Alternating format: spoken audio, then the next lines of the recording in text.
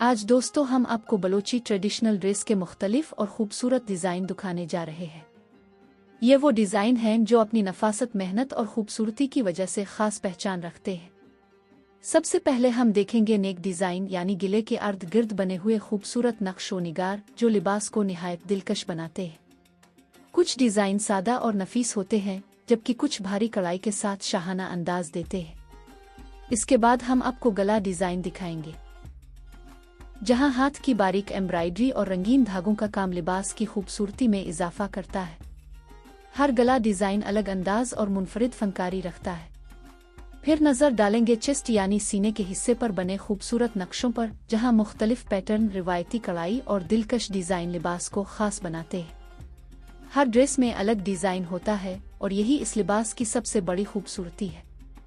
Balochi dress का हर हिस्सा एक फिनपारा है और हर डिज़ाइन अपनी अलग कहानी सुनाता है। अगर आपको खूबसूरत रिवायती डिज़ाइन पसंद है तो ये वीडियो आखिर तक ज़रूर देखें।